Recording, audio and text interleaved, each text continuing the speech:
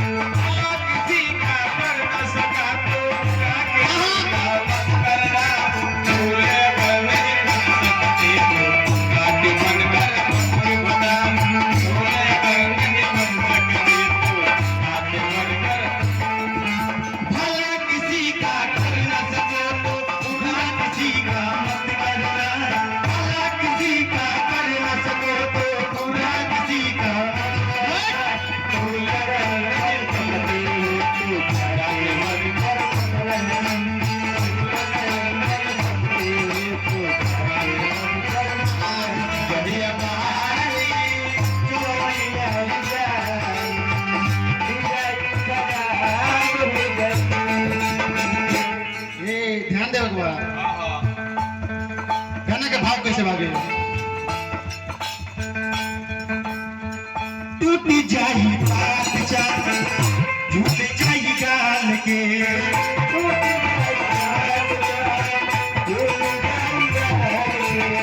खींच ली परान हाथ मुहवा में डाल के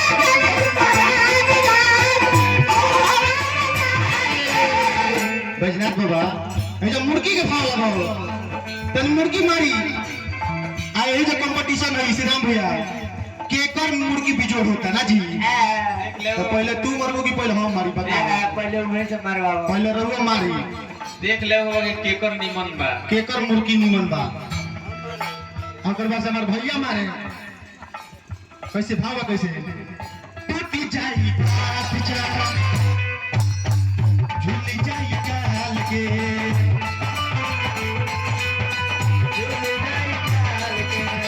खींची परान हाथ मुहवा में डाल के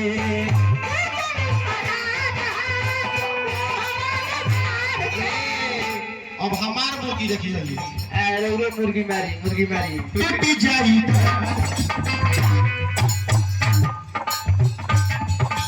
अरे दो गए दो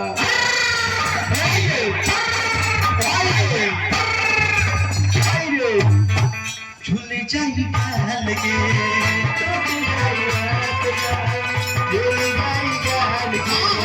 खींच ली पराना मुहवा में डाल के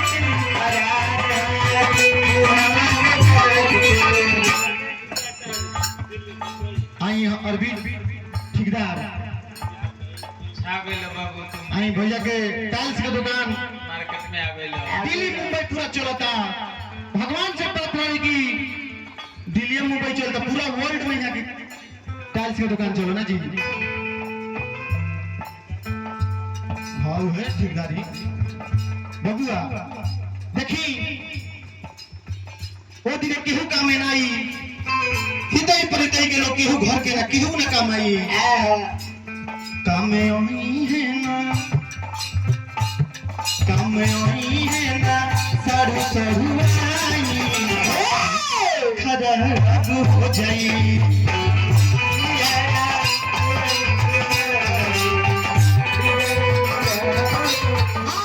सही अम्मा जी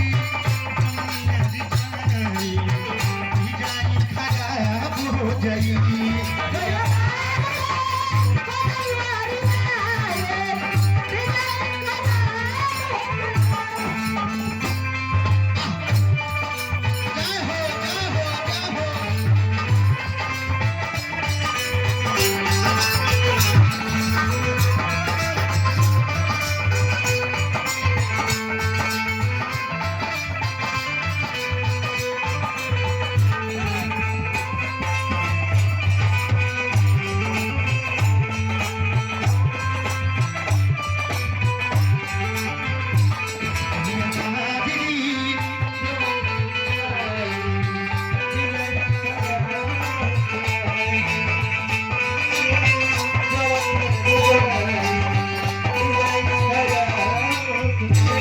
गाना के अंतिम लाइन कैसे बा कैसे अभी से सोचा तू वाला के बाद के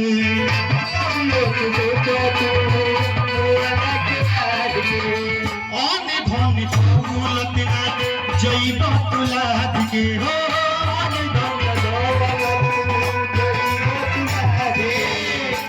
अभी से सोचा तू मुआला की बात की अन्य धन दौलत ना जैब तुलाद के